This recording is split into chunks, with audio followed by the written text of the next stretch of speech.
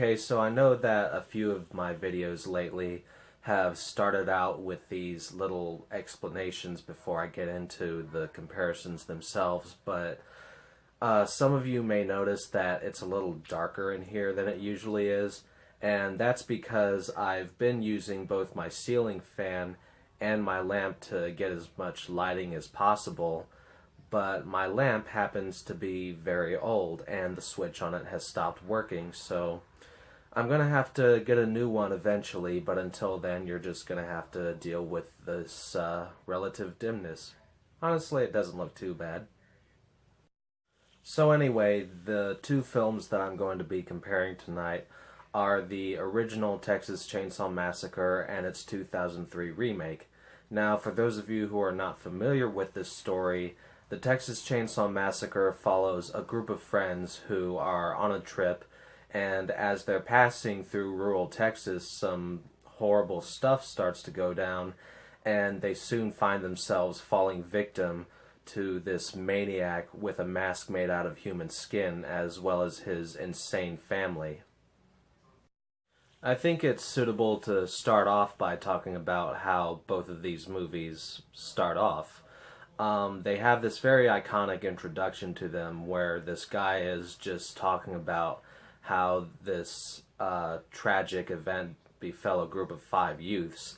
And in the original, the visual is very simplistic, where you just have this text scrolling up of what the guy is saying. And it almost feels more like the introduction to a documentary. But I also like how much more visual it is in the 2003 film, where they show this kind of mock documentary police footage of the cops gathering evidence from the Hewitt residence. And for anyone who's feeling lost right now, in the 2003 film, Leatherface's family has the name Hewitt, whereas in the original, the family name is never brought up, and in fact, I don't think that anyone even has a first name. You're just introduced to these characters and the types of people that they are.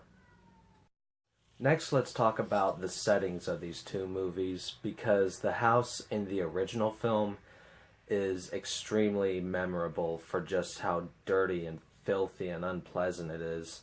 It does not look like the type of place you would ever want to be in. It's just full of these parts of dead animals as well as dead human bodies, bones everywhere, cadavers in the attic. The kitchen setting is also very memorable, where you've got like this skeleton lamp in the background. You've got this weird decoration made from a dead chicken sitting on the table, an overhead light wrapped in a human face, chairs made out of bone. It's just this very memorable and iconic setting for a horror movie. And it is also a very unpleasant environment in the remake as well. You don't see as much furniture made out of, human body parts, but it's still the kind of place that you wouldn't want to visit. There are these live pigs and chickens just walking around the house. The place is filthy. There's this one moment where you see some kind of liquid coming out of a kitchen sink that's not water. And then when you enter the kitchen, there's this gross dripping meat hanging from the ceiling. And another setting, which is outside of the house, that I found very memorable is this slaughterhouse setting. I thought that led to some pretty awesome moments in the film. Next, before I get into some of the characters in these two movies, I'd like to touch on the death scenes.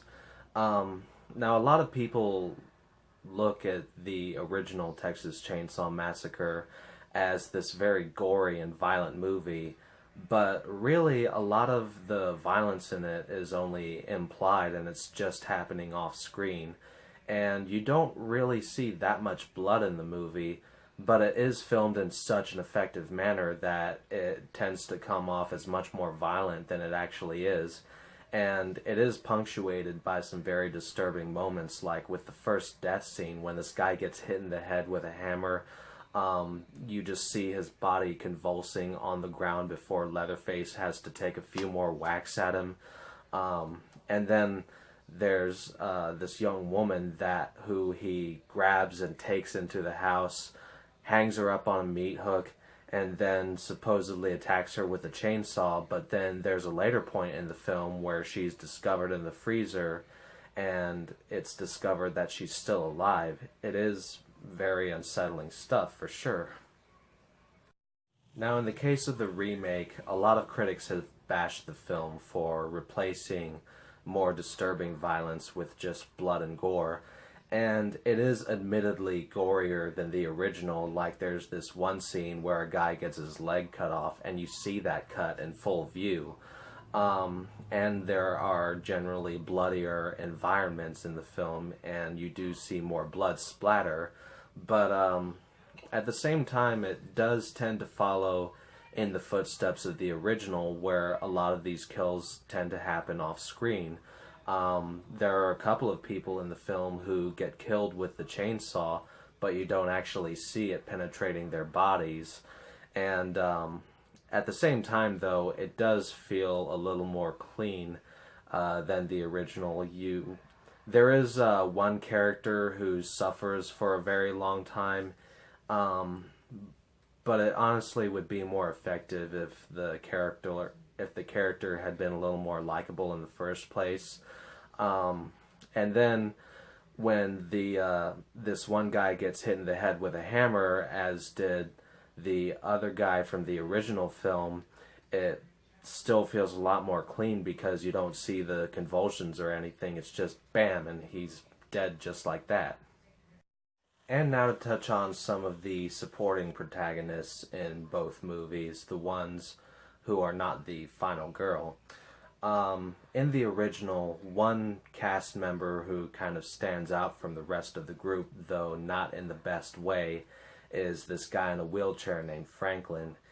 There are even, hardcore fans of the original who do not like this character because he just comes off as so annoying that you really don't like him. He gets on the nerves of the rest of the group, and he even tends to get on the audience's nerves.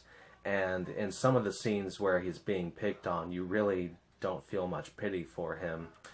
In the remake, he's kind of replaced by this dorky stoner named Morgan, and I'm not just calling him dorky because of the glasses. When you observe some of the things that he says and does, he is pretty much a dork. To his credit, he is less annoying than Franklin, but really, in context, that's not saying much. Next up, there's this supporting female character in both films.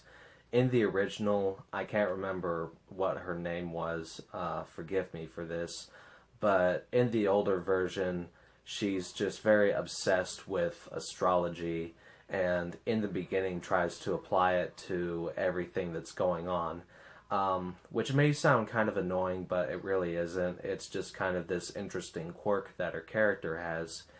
In the 2003 version, she gets replaced by this vapid idiot. Regarding the whole makeout thing, I'm not going to slut shame, but she just has the dumbest lines in the movie. Like, at the beginning, she tries to apply this metaphor involving LSD that doesn't make any sense. And then she has this moment that kind of reminds me of a running gag they used to have on Hey Arnold, when a character would say, "There's no way I'm doing this," and then cut, "I can't believe I'm doing this." It's dumb. And then speaking of dumb, right after that gag, there's just the worst line in the entire movie, where this guy says that brains look like lasagna, kind of. And the character who says this is the same one I mentioned earlier, who ends up suffering for a very long time. Call me cold-hearted, but it was hard for me to identify with this character and feel too much sympathy for him. Although, to the movie's credit, at least you can tell this character apart from the lead girl's boyfriend. in the original, they were kind of interchangeable with each other, although they weren't terrible characters. They were just both a couple of regular dudes who had kind of a mean streak in them, but the moments where they were being mean did come off as more fun-spirited, so they were likable enough. In the remake, the boyfriend of the lead girl is kind of a jerk, but at the same time, he is kind of a likable jerk. Despite some of the more questionable decisions that he makes in the film, you can still find yourself sort of identifying with him, and as an audience member, be able to get behind this character and root for him. And now let's talk about the final girl. Now, the final girl is a very stereotypical in the horror genre, obviously more with films that have a body count in them. And this type of character was originally established in the Texas Chainsaw Massacre, and, of course, has been imitated countless times ever since. And in the original film, this character's name is Sally, and she's not really the deepest character, but she does get the job done. She is very sweet, and she has a sense of humor, and she is the type of character who you can easily feel sympathy for as she's going through hell later in the film. And I have heard a lot of people criticize this movie for the fact that she never stops screaming during the final act, but there is reasoning behind it. She's freaked out by this stuff that's happening before her eyes. It's unlike anything she's ever seen before or could have previously imagined. So, these horrible things that are happening her just cause her to snap. In the remake, this character's name is Erin, who is played by the not-so-popular actress Jessica Biel. I've heard a couple of people say that they hate Jessica Biel and that she's one of the worst actresses out there. I will admit that when I've seen her in interviews, she doesn't come off as the nicest person, but really I don't mind her as a performer, and I think she does a pretty good job in the remake of Texas Chainsaw Massacre. And the character of Erin herself is much more of a tomboy, and she has more of an attitude. Although at the same time she is very human, you do get the impression that she has a heart and that she cares about other people. So this is yet another case where you're able to feel sympathetic for her. Although at the same time there are some kind of dumb moments. At the beginning there are some stupid moments between her and her boyfriend. And then during the final act of the film, all of this kind of mental strength just leaves her character, and it feels like she just takes her survival instinct and throws it out the window. I mean, it could be argued that fear has just knocked the sense out of her, but as I was revisiting the movie, there were a couple of times where she just started to frustrate me with how stupid she was acting. And then at the very end of the film, she becomes more of a badass again, so it's not the most consistent character. Now, in regards to the hitchhiker, I was meaning to bring up this character a little earlier, but let's go ahead and get into them now. In the original film, he of course turns out to be part of Leatherface's disturbed family, and there's just a lot of this awkward tension between him and this group of friends. He does a lot of these just really fucked up things to make them feel uncomfortable, like that moment where he just takes Franklin's knife out of his hand and starts cutting himself with it. It is some really uncomfortable stuff to watch. In the remake, the character that the group of friends picks up isn't technically a hitchhiker. It's just this very scared, lost woman that they find wandering in the middle of the road. She turns out to be this would-be victim who has escaped the hands of Leatherface, and, as soon as she finds that they're going back towards his house, she just decides to completely give up and take her own life. And this is one exception in the film where they do show a death on screen. And I remember when I first saw this movie, I was expecting it to be like most other movies where they point a gun at someone's head or into their mouth, and then as soon as the gun goes off, they just cut away. But they actually show it. It is one of the scenes where they go more for the gore effect.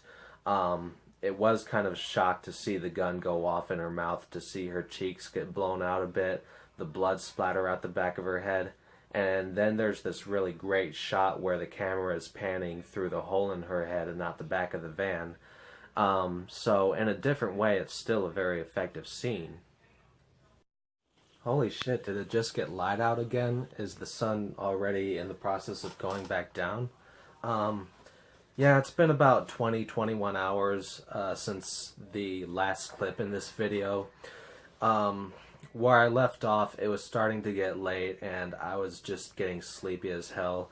I decided that I needed to get a little bit of rest before I started getting into more of the villains of the Texas Chainsaw Massacre.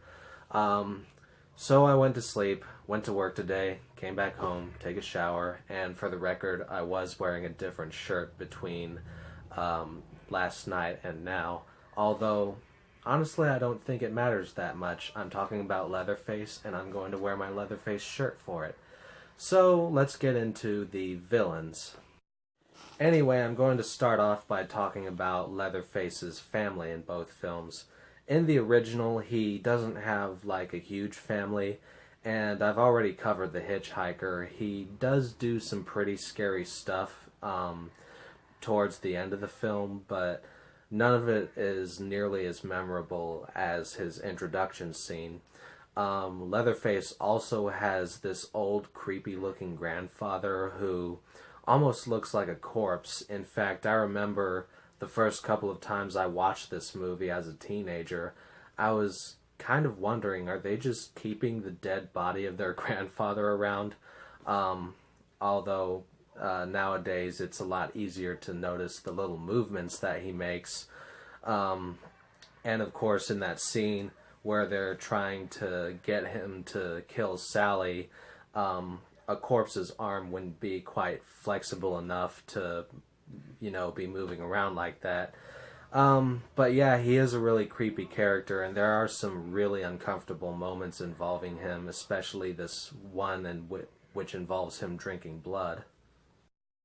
And then the more patriarchal figure of this clan is this old gas station attendant who shows up fairly early on in the picture.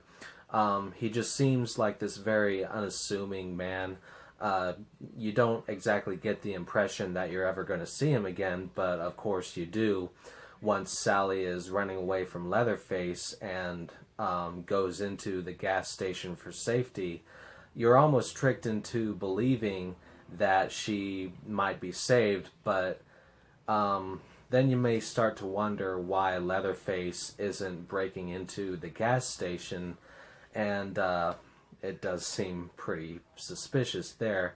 And of course, once the old man reveals what kind of person he is, he just takes so much joy in causing this girl pain and watching her suffer. He doesn't have the slightest bit of remorse in what he's doing to her.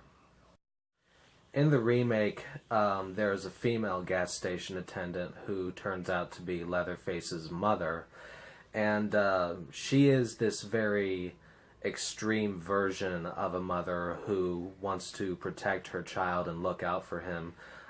She does this to such an extreme that she actually doesn't care what he does to other people. She actually approves of it because in her mind, his victims deserve what's coming to them.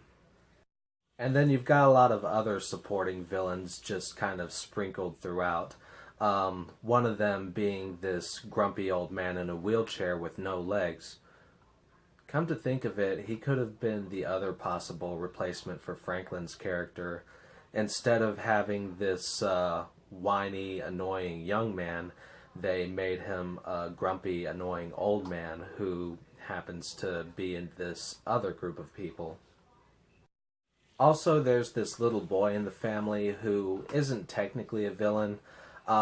He does actually try to help one of the characters out later on. He does come off as a little bit weird, but at the same time, he's weird in the same way that a lot of little boys his age are. Um, in fact, he's actually kind of ordinary for a member of this cannibalistic clan. Um, and it's quite possible that he wasn't even born into this family. There is a scene later on in the movie that hints that he may have very well been just taken from one of the families that this family has killed. And then the two characters who are involved in hinting that this boy may have been adopted are these two tea ladies. And you know what? Let's stop beating around the bush here. Let's touch on the sheriff in this movie, played by Arlie Ermy. This guy is arguably the main villain in the picture. Leatherface just kind of takes a back seat to him. The sheriff, or at least this man who dresses up like the sheriff, because it is strongly hinted at that he may not actually be an officer of the law, is the most powerful villainous character in the film. He's just this very disgusting, rude, perverted, and violent old man. And honestly, I would rather cross paths with Leatherface in the remake than this guy, or even Leatherface in the original for that matter. If you're ever pulled over and you see this guy coming out of the car, floor it. Now let's talk about Leatherface, even though he's not the main villain in the remake. Now, in every film of this franchise, Leatherface is, of course, the most physically powerful and imposing character. But in the original, he's not so much of a straightforward villain as he is just a victim of circumstance. He's just this guy who had the misfortune of being born into this awful and insane family. The only reason he acts the way he does and even dresses the way that he does is because he doesn't know any better. To him, this is just the norm. In fact, even when he starts killing people in the film, it isn't out of any kind of malicious intent. He just sees these people as intruders upon his land. There's even a scene where he starts to freak out about this, like, where the hell are all of these people coming from? Which he doesn't say out loud, of course. He's also mentally impaired and, unable to speak, which just made him much easier for his family to corrupt over time. And once he starts coming after Sally late in the film, it's just full-on rage. He wants to make sure that he just wipes out every living person who's even near his place, who isn't part of his family. And then, as a result of him acting out on his rage, the gas station attendant ends up abusing him both physically and verbally, which further establishes his character as more of a victim. In the 2003 remake, due to the fact that his mother, as well as everyone else in the family, doesn't care about him doing this horrible stuff, Leatherface has more freedom to just roam around and do whatever he wants. And he actually is played to get more of a sick enjoyment out of what he's doing. He's not so much a character who is brought up to be evil as much as someone who has a desire to do evil, which is pretty scary in its own way. And I also like how they show a little bit more of the process of what he does behind closed doors. Like, there's a scene where you actually see him in the process of making one of his skin masks. And I thought it was, fairly interesting that they showed his face at one point and established that there was actually a good reason for him to be putting on the mask. However, there are kind of some dumb moments with him as well. Like, there's no reason for him to ruin the door in the remake when he's leaving the house to go after someone.